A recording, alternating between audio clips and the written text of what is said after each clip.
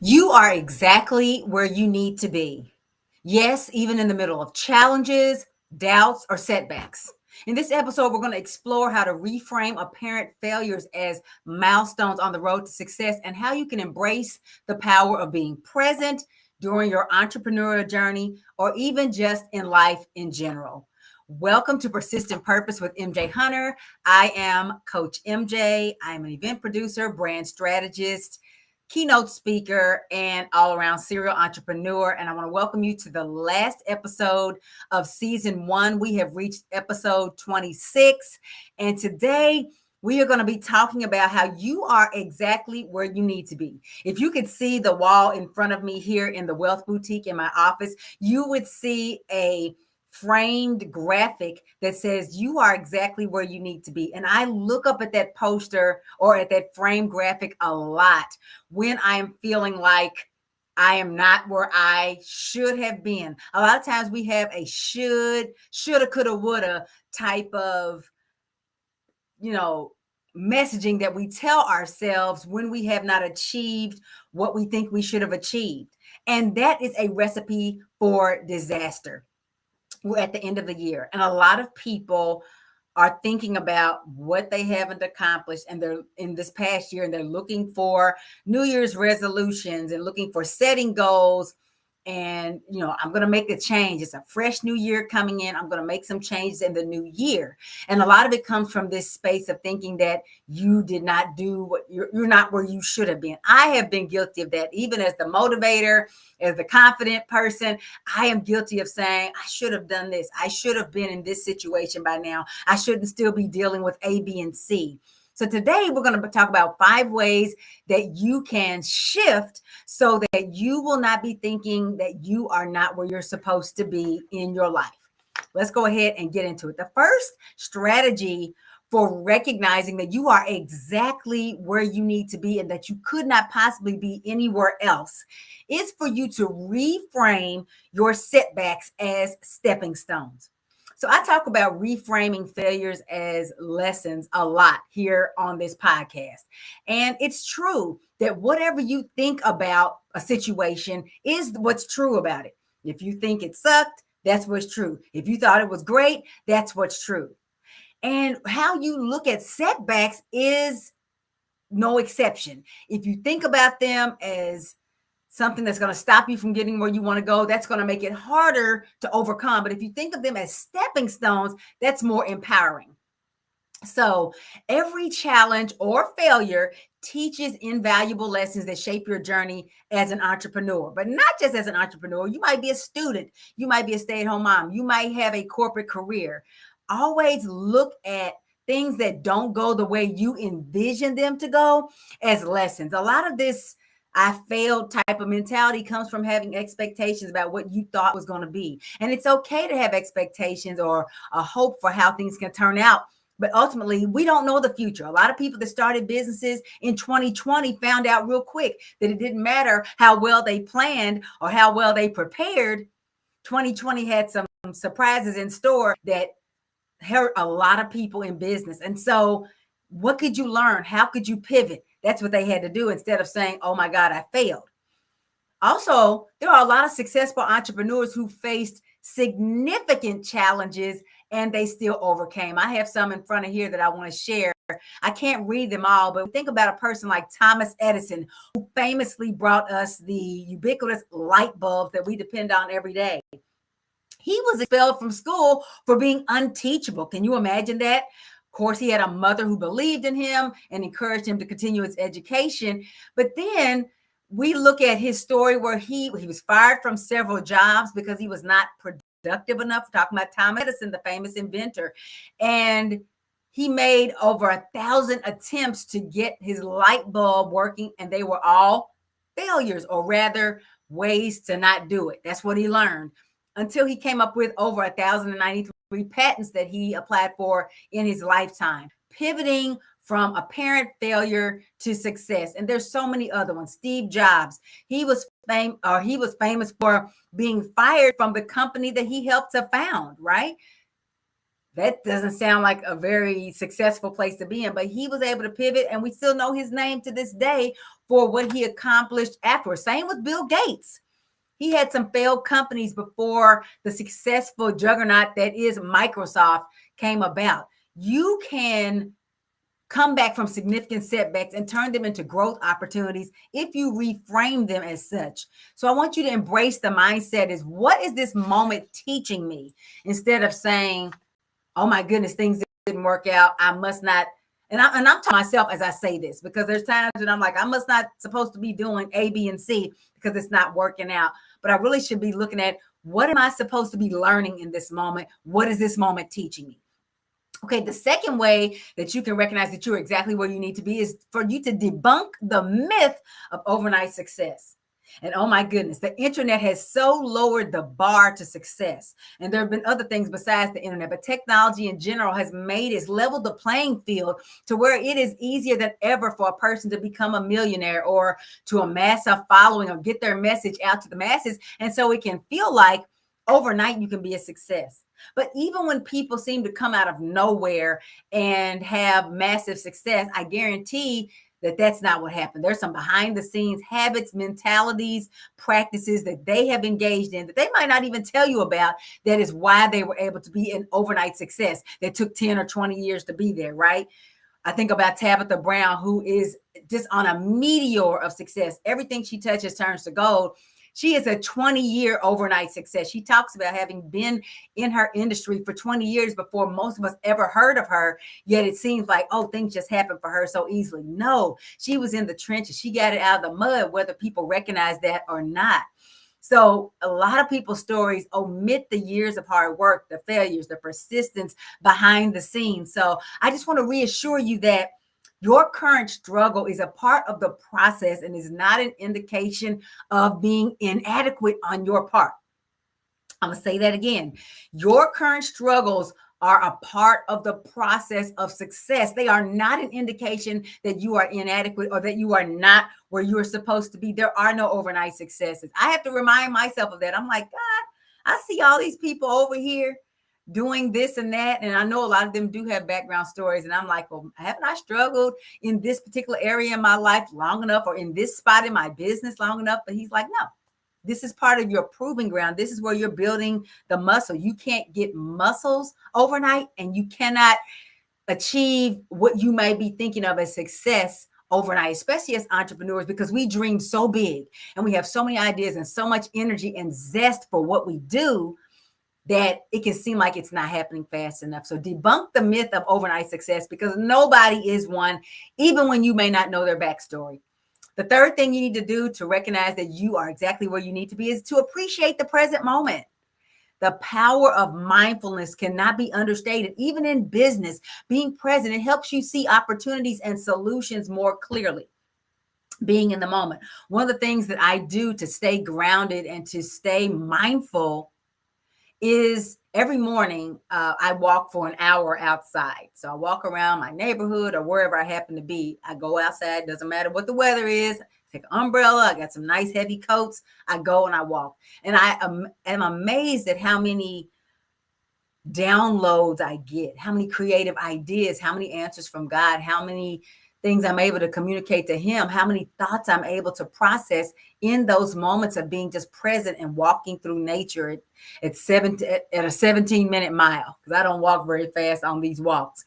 But you have to be in the present moment. It's easy when you're setting goals, and I encourage you to set your goals and always be forward looking so that you can get where you want to go. But you also have to be very careful of using goal setting to stop you from being in the moment and really recognizing that you are already somewhere where you were not a year ago, 5 years ago.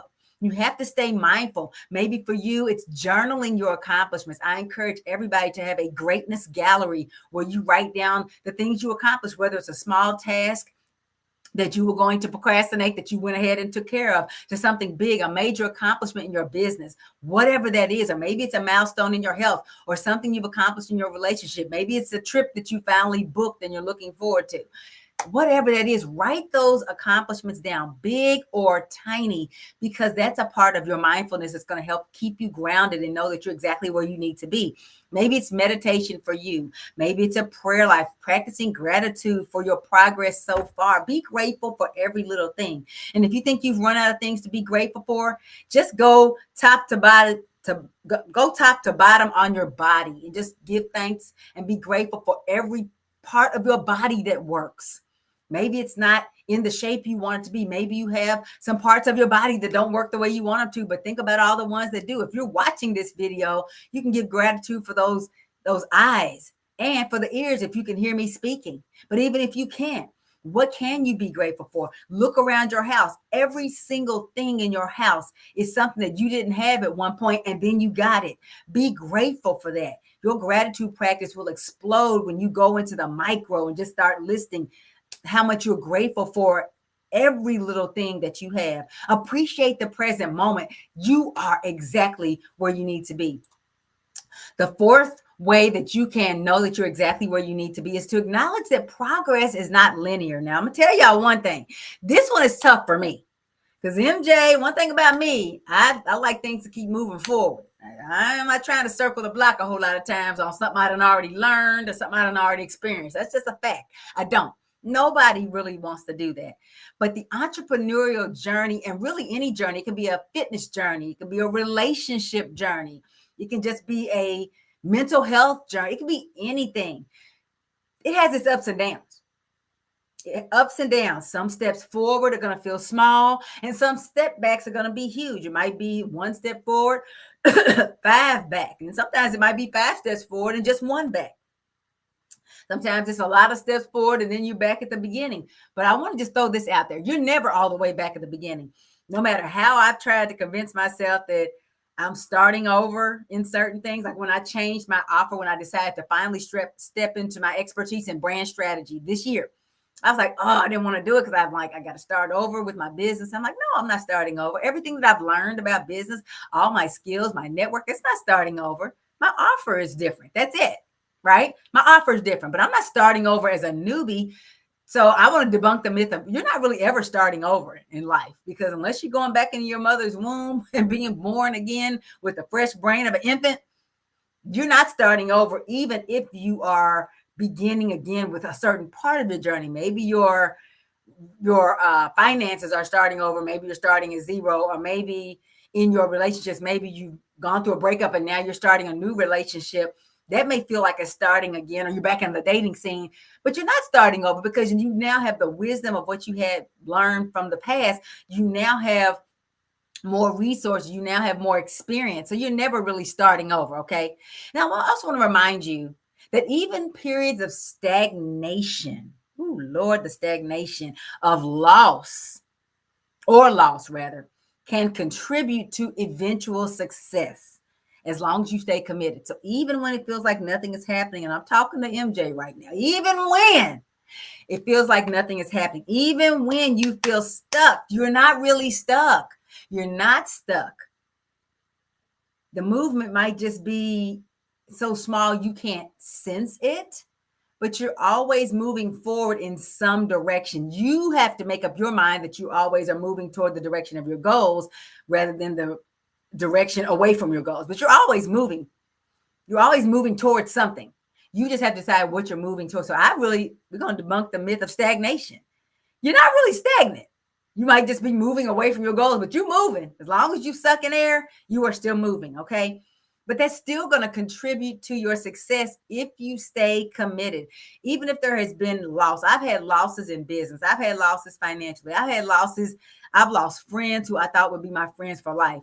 I've lost relationships I thought were locked in. I'm not just talking about dating relationships. I'm talking about family relationships, or, just business things that you thought were going to last at least longer than they did. And I've lost so much. One day I'm going to have to do my memoir. Just about this time period in the last 7 years or so much loss that people aren't even aware of. And it's not for them to be aware of, because I sustained it, I'm surviving it, and I'm doing well. And I'm thriving, even though I don't have everything that I want to have lined up the way I want to. That loss, all of those losses have taught me things about myself, about what I can do, about what I can overcome. Okay. And then, so just acknowledge that progress is not linear. It's up and back. It's all like this. We want to think it's just like this. And a lot of times we're looking at those successful people. There's a lot of people that I follow. There's some successful people that I follow because I try to curate my timelines, okay, in my news feeds. And it seems like, oh yeah, that person was an 8-figure success overnight, or that person was a bestseller success overnight, or that person has a 30-person team overnight. And most of the people I watch are honest and they're transparent. I don't watch people that don't tell the truth about their journey. Their journeys are like this. It's just that by the time you see their content, you're seeing their content because the algorithms are replying to their success and they're acknowledging their success. That's why you see them everywhere. It's like, it seemed like I never saw them. Then they're everywhere. No, that just means that social media is feeding them to you. But they've been out for a while. You just might not have been dialed into them, but they had ups and downs, and their progress was not linear. Even when they're successful, they still have ups and downs. I think I use Tabitha Brown as an example, because I adore what she's done, and I observe her from a business standpoint. She had a restaurant that failed because of some things that she couldn't control. And I don't know if she'll ever go back into that space. She has all these successful products and things that she has, but she also had a restaurant that didn't do well. She's not belaboring that. She's not still talking about that all the time, but it happened. Just because you're famous and successful doesn't mean you never have trials. It doesn't mean you never have setbacks. It just means that you don't allow them to stop you. So just know progress is not always linear. There will be setbacks, but just know that stagnation and that loss is going to set you up for success. And then finally, to know you're exactly where you need to be, and that it had to be this way. That's what I want to kind of add to that. You're exactly where you need to be, and it had to be this way. This was meant to be. Where you are right now is to define success on your own terms. Now, this is a big one. I didn't intentionally save this one for last, but it kind of needed to be last. Avoid comparing your journey to others' highlights. My God. What you see in people's news feeds is a 30-second snippet of a life that goes on 24/7, 365. And you don't know what's going on over there. Even if they tell you stuff, you don't know how much of it is true, how much of it is curated, how much of it they just don't have time to tell you. But here's the truth.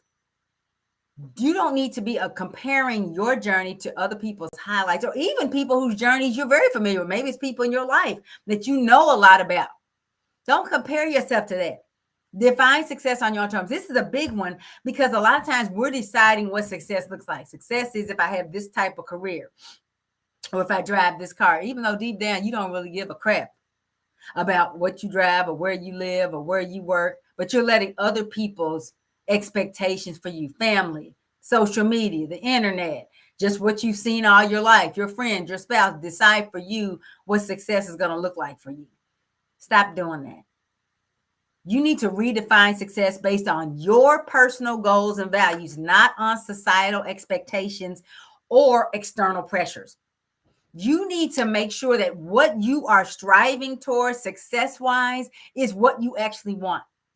And every year I shift my goals list, even on things that I didn't actually achieve, because sometimes that stuff's not important. There were some things I wanted to achieve this past year that didn't all the way get achieved, but I was about to put them on the list for this year, but I was like, no, I don't care about that this year. If I happen to do it, fine, but I'm not going to put that on my list just because it was on my list last year and I didn't achieve it.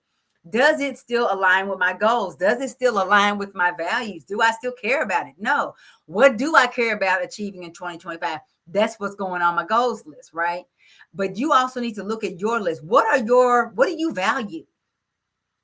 There's a particular thing I want to achieve in 2025. And it's going to drastically change my life, how I live, how I work. You'll hear about it. You keep tuning into this podcast, you'll hear about it eventually. And it is very different, unconventional in my family, in society, but it's what I want. And a lot of people are like, why would you do that? Don't you want to? Now, granted, I don't tell my dreams to a whole bunch of people that's going to do this. And I don't tell my dreams to people that can't do anything about it, that can't help me. I try not to. So, but it's going to be unconventional. But I don't care. It's what I want. I don't have to want what other people want. Success will look different for me than it will for you. What do you actually want? Not what do you think you should want because you got kids, because you're married, because you've been in your career for 20 years, because you went to school for it, because it's what you think you can afford, because you've already been working. What do you actually want? And then define success that way. And if it's simpler than what you used to say, good. If it's more big, it was bigger than what you used to say you wanted, good.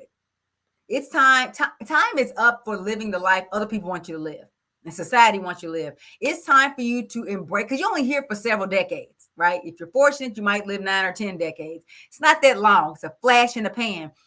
Time is up for living your life based on what other people want you to do. And when I say other people, I don't even mean people you know personally, just society and its standards.